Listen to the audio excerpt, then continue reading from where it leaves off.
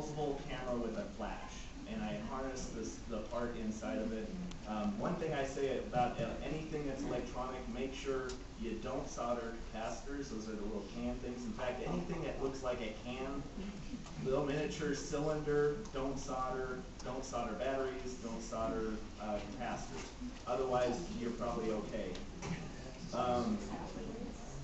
Tacoma screw. One thing that you can do to accessorize a gun is just add nuts and bolts and screws, washers, different size washers. You can get the little, what's the word I'm looking for? Yeah, but if you went like big washer, small washer, big washer, small washer, big, it'll... Heat sink. Huh? Heat sink. Well, no, you just take a bolt, run it through, and play with the different size washers, and you can get the look of like the Daleks sticking out parts, or like the transformer, big transformer stations where you have that big ring and then the small ring, big ring, small ring, which is the porcelain things. Now, somebody asked me about lighted wire.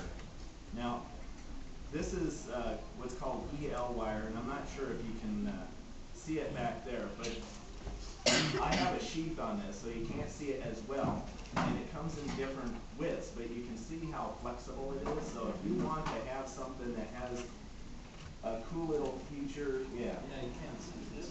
Well, it does light up. They sell glasses. This I got at IKEA. And they come in different colors, and they come in different sizes. What you need is a little inverter, and you can make them blink. They have ones where you can get the strobe where it makes the light go down the wire. Somebody also made comment that they haven't seen the conventions around here with the lighted wire. You go on the internet, you can buy it with the power pack on there. You don't have to worry about purchasing and making your own inverter. One of the things that I like is, again, you have plastic rod tap. Ooh. I'm the moderator.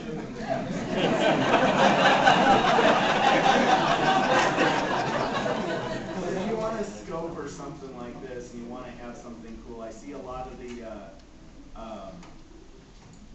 copper tubing and stuff like that. You could probably pick up something like this and intermix it with some of the copper tubing and stuff. Where do you get the plastic rod for? I have a little flyer thing, but Tap Plastics, I frequent them so often that I walk in there and say, "Hi, Neil," which I don't know if that's a good thing or not. If you're not up in Seattle, and Tacoma, PSI Plastics. Yeah, there's several different places. I showed this off before. They have a really cool looking pearl. And you can cut this off much like you would with a saw. They have mirrored, they have different colors. And then I like fairy wings. This is Lexan, just so that, I figured, okay, in case. Yeah, that is not plexiglass. It's hard. I figured, okay, if I'm going to do something like this and somebody bumps into me or whoever wears this, they're not going to break it.